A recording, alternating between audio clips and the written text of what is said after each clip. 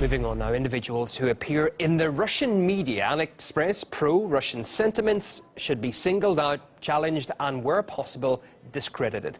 That's according to a report by a right-wing British think tank.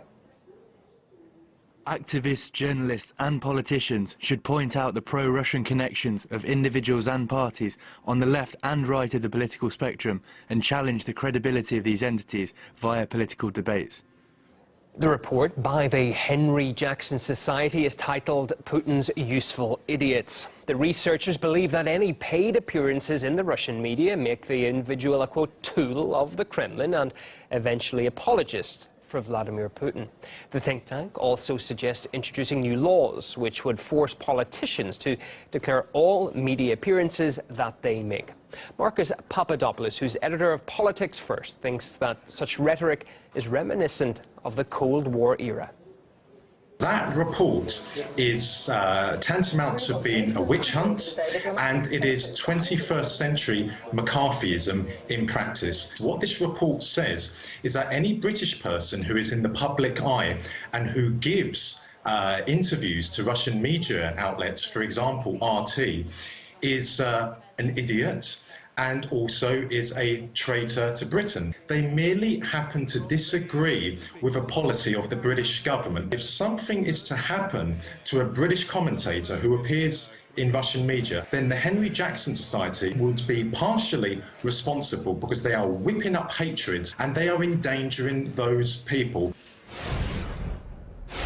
First Brexit, then Trump, and now France could be in for a political shake-up. Outsider candidate François Fillon has come out on top in the Republican Party's primaries as it seeks to nominate a candidate for the country's 2017 presidential election. Following all the developments for us, Miguel Francis Santiago.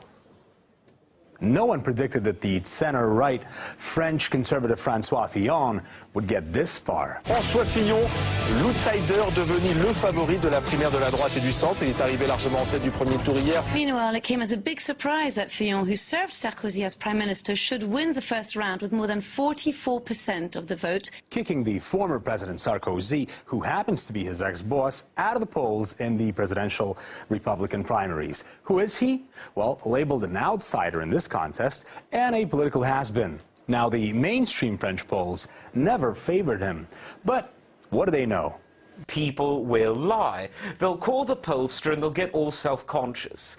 And they'll say that they're going to vote for the candidate that they think they ought to vote for based on their own social class, economic circumstance, and for a weird paranoid fear of what their work colleagues, friends or family might think. But then they'll go in the secret ballot and they'll vote their conscience. And so, insofar as that's happened in this election, I think that that's quite accurate. Wait a minute. Now, doesn't that remind you of something?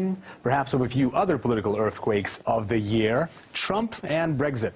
Now, in both of these cases, the mainstream media was sure there would be a completely different outcome. We shouldn't talk about sure winners, which have been designated sure winners by mainstream media, because if there's one element that we have to learn about the last elections and referendums, all the information which has been given by the mainstream media is at the end totally wrong.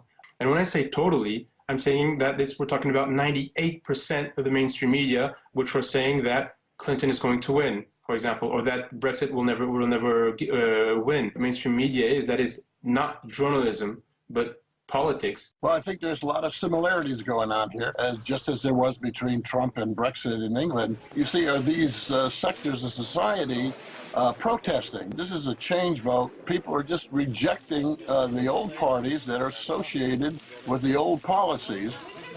Well, perhaps we should be gearing up for a few more surprises around the world. I'm Miguel Francis Santiago, RT. More news in 90 seconds. Stay with us.